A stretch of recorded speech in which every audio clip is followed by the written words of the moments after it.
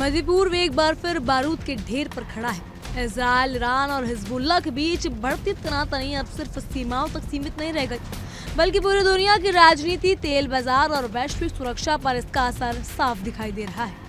Lebanon की सरजमी पर लगातार बरसते इजरायली हमले, गाजा में बढ़ती मौतें, हिजबुल्ला की जवाबी कार्रवाई और दूसरी तरफ स्ट्रेट ऑफ हॉर्मुज को लेकर ईरान की नई रणनीति ने दुनिया की बड़ी ताकतों की चिंता बढ़ा दी है। अमेरिका खुलकर चेतावनी दे रहा है। डोनाल्ड ट्रंप तेहरान को बहुत बुरे समय की धमकी दे चुके हैं, जबकि ईरान का ये संकेत देना कि अब वो सिर्फ बचाव नहीं बल्कि क्षेत्रीय संतुलन बदलने की तैयारी में है। सवाल ये है कि क्या मध्य पूर्व अब एक बड़े युद्ध की तरफ बढ़ रहा है, और अगर ऐसा हुआ तो इसका असर सिर्फ और सिर्फ अरब दुनिया तक सीमित रहेगा या पूरी दुनिया इसकी आग में झुलसती नजर आने वाली है। बीते 48 घंटों में इजराइल ने दक्षिणी लेबनान में 100 से ज्यादा हवाई हमले किए। इजरायली सेना का दावा है कि ये हमले आतंकी ठिकानों और हिजबुल्ला के सैन्य ढांचे को निशाना बनाकर किए गए, लेकिन स्थायी रिपोर्ट में भरी तबाही की तस्वीरें सामने आ चुकी हैं। ज़वातर अल-शकीरा समेत कई इलाकों में लगातार बमबारी हुई, जहां आम लोगों के बीच दहशत का माहौल है। उत्तरी इजराइल के बीच बचाव में आम इलाके की सायरन बजने के बाद इजरायली सेना ने एक संदिग्ध हवाई लक्ष्य की पहचान करने की बात कही। इससे साफ है कि सीमा के दोनों ओर तनाव लगातार तेजी से बढ़ रहा है। इस बीच इजरायली रक्षा मंत्री ने साफ तौर पर कहा कि सायरन बजने की आवाज इसका मतलब ये नहीं कि यहाँ युद्ध है। इजरायली रक्षा मंत्री ने यह भी कहा कि सोशल मीडिया प्लेटफॉर्म पर एक्स पर एक अलग राजनीतिक संदेश दिया। उन्होंने यूरोविजन सॉन्ग कंसेप्ट से दूसरे स्थान पर आए इजरायली कलाकार नोआम बिटाउन को बधाई दी और उन यूरोपीय देशों की आलोचना की जिन्होंने इजरायल की भागीदारी का विरोध किया। ये बयान ऐसे समय में आया जब दुनिया भर में गाजा युद्ध को लेकर इजरायल पर दबाव बढ़ता जा रहा है और पश्चिमी देशों के भीतर भी विरोध का स्वर तेज हो रही है। दूसरी तरफ हिजबुल्ला ने दावा किया कि उनके इजरायली सैनिकों और सैन्य बुलडोजर पर रॉकेट और विस्फोटक हमला हुआ। संगठन का कहना है कि रशाफ और हास्ता के आसपास इजरायली फौज को निशाना बनाया गया। हिजबुल्ला ने यह भी दावा किया कि कई इजरायली बुलडोजर तबाह कर दिए गए। हालांकि इजरायल ने हालिया घटना में किसी भी बड़े नुकसान की पुष्टि नहीं की। इसके अलावा संगठन ने हादसा शहर में बाहरी इलाके में इजरायली वाहनों और सैनिकों के जमावड़े पर रॉकेट की बौछार करने का भी दावा किया। इस साफ संकेत है कि हिजबुल्ला अब सिर्फ सीमित कार्रवाई नहीं करना चाहता बल्कि लंबी लड़ाई को देख रहा है। गाजा में हालात लगातार बदतर होते जा रहे हैं। एक ही दिन में कम से कम 11 फिलिस्तीनियों की मौत और 60 से ज्यादा लोगों की घायल होने की खबर सामने आई। इजरायली सैन्य अभियान लगातार जारी है और मानवीय संकट गहराता जा रहा है। हजारों लोग विस्थापित हो चुके हैं, जरूरी सामान की सप्लाई प्रभावित हो गई है और अस्पताल पर भारी दबाव है। युद्ध का ये चेहरा अब सिर्फ सैन्य संघर्ष नहीं बल्कि मानवीय त्रासदी में बदल चुका है। हर गुजरते दिन के साथ मौत का आंकड़ा भी बढ़ रहा है और अंतर्राष्ट्रीय समुदाय की चिंता भी गहरी होती जा रही है। बहरहाल इन सब पर देखिए हमारी खास रिपोर्ट। और आइए बात कर लेते हैं बड़ी खबर की। समय की बड़ी वॉर ब्रेकिंग ईरान से जुड़ी हुई बड़ी खबर। ईरान के विदेश मंत्री अब्बास अराक्ची का बड़ा बयान है। ईरान बातचीत के लिए तैयार है, अब्बास अराक्ची कह रहे हैं, लेकिन अमेरिकी बातचीत को लेकर अभी फिलहाल गंभीरता नजर नहीं दिखाते। ये अब्बास अराक्ची कह रहे हैं कि ईरान की तरफ से गंभीरता से बात को लेकर प्रस्ताव आगे बढ़ाया जा रहा है, लेकिन अमेरिका नहीं चाहता कि बातचीत हो, क्योंकि अमेरिका बातचीत को गंभीरता से नहीं लेता। जो शांति प्रस्ताव के लिए जो बातें कही गई थी वो भी सिरे से नकार चुका है अमेरिका, और यही बात एक तरह से एक बार फिर से अब्बास अराक्ची ने दोहराई। चलिए बढ़ेंगे आगे, बात करेंगे अगली बड़ी खबर की। इस समय की बड़ी खबर ईरान और यूएई से जुड़ी हुई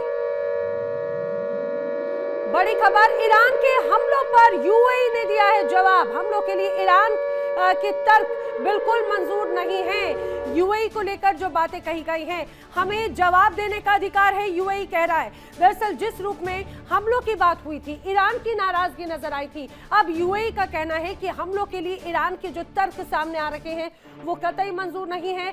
हम जवाब देने का अधिकार रखते हैं और जवाब दिया जाएगा आने वाले वक्त में भी। और ये कहा जा सकता है कि आने वाले वक्त में ये तनाव और बढ़ता हुआ नजर आता है। बढ़ेंगे आगे। ईरान और इजराइल के बीच में बारूद सुलग चुका है, काउंटडाउन शुरू हो चुका है, लेकिन इस महायुद्ध के शुरू होने से पहले इजराइल ने एक ऐसा खौफनाक मास्टर प्लान तैयार कर लिया जिसने तेहरान के हुक्मरानों के रातों की नींद उड़ा दी। दुनिया का सबसे घातक, सबसे शातिर और रडार की आंख में धूल झोंकने वाला स्टेल्थ फाइटर जेट F-35 आदर।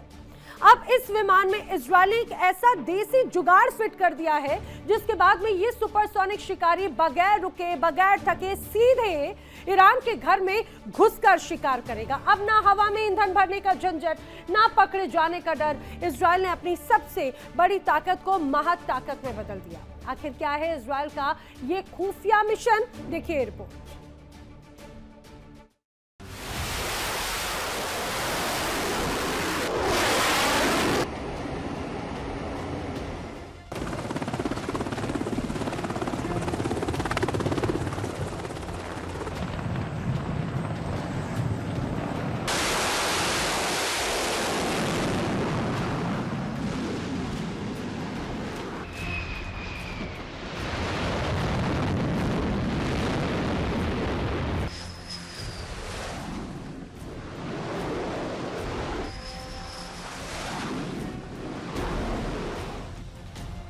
मिडल ईस्ट में जब भी जंग की बिसात बिछती है, इजराइल अपनी तकनीक से दुनिया को हैरान कर देता है।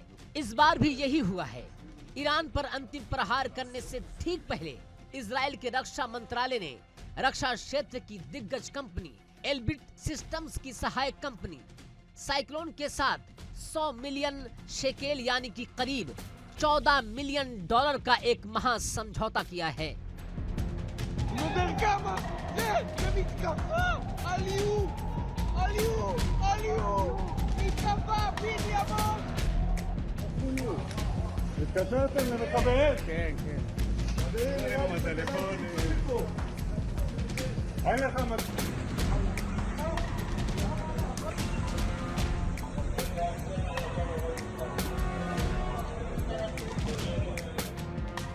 ये समझौता कोई मामूली डील नहीं है, बल्कि ये ईरान के परमाणु ठिकानों का डेथ वारंट है।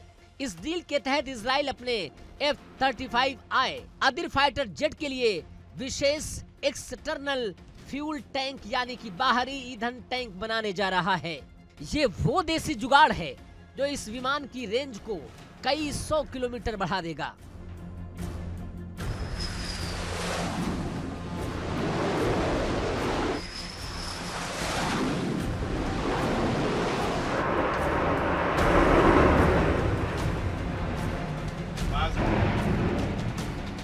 Three airborne.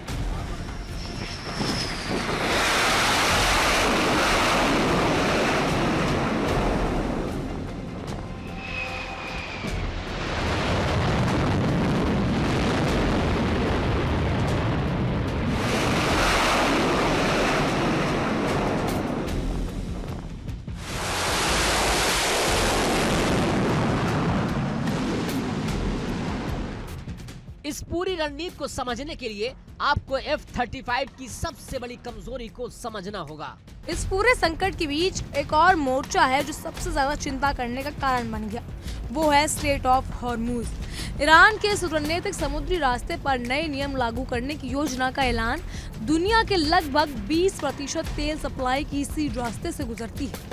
ईरान अब यहाँ समुद्री टैरिफ को नियंत्रण करने, जहाजों को टोल वसूलने और गैर सहयोगी जहाज की आवाजाही सीमित करने की तैयारी कर रहा है। अगर ईरान इस योजना को लागू करता है तो इसका असर सिर्फ मध्य पूर्व तक सीमित नहीं रहेगा, बल्कि पूरी दुनिया के तेल बाजार और अर्थव्यवस्था पर भारी पड़ेगा। ईरान की योजना में समुद्री मार्गों के लिए एक नियंत्रित टैरिफिक सिस्टम बना रखा है। वाणिज्य जहाजों से टोल वसूलना, दुश्मन देशों के सैन्य उपकरणों की आवाजाही रोकना, युद्धकालीन आर्थिक नुकसान की भरपाई के लिए रास्ता जुटाना और रणनीतिक समुद्री नियंत्रण को मजबूत करना शामिल है। ये कदम सीधे तौर पर अमेरिका और उसके सहयोगियों के लिए चुनौती माना जाता है। हालांकि स्ट्रेट ऑफ हॉर्मुज सिर्फ एक समुद्री रास्ता नहीं, बल्कि वैश्विक ऊर्जा सुरक्षा की जीवन रेखा है।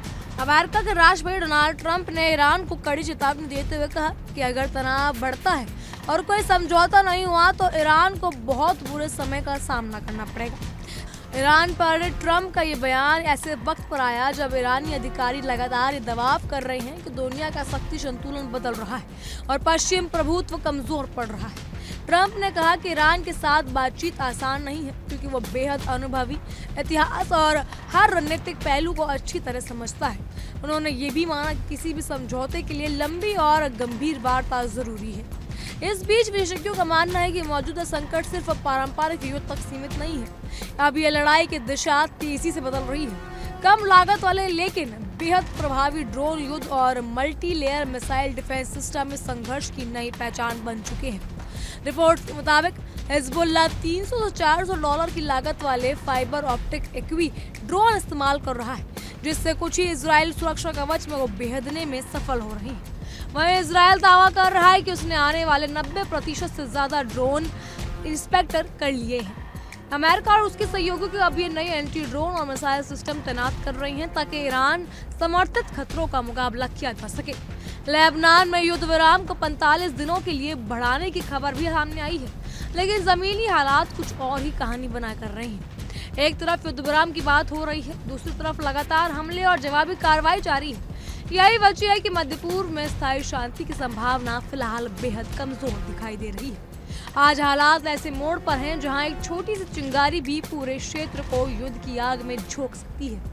इजराइल अपनी सुरक्षा को लेकर आक्रामक है, हिजबुल्लाह पीछे हटने के लिए तैयार नहीं, लेकिन ईरान अपनी रणनीति ताकत दिखा रहा है और अमेरिका खुली चेतावनी दे रहा है। सवाल सिर्फ ये नहीं कि अगला हमला कहाँ होगा, सवाल ये है क्या दुनिया की एक और बड़े युद्ध के मुहाने पर खड़ी है। बहरहाल इन सब पर आपकी क्या राय है, हमें कमेंट के जरिए जरूर बताइएगा। फिलहाल के लिए इतना ही। तमाम खबरों के लिए बने रहिए इंडिया डेली के साथ और देखते रहिए हमारी खास पेशकश। देखिए इंडिया डेली 24/7 अब आपकी स्मार्ट टीवी पर।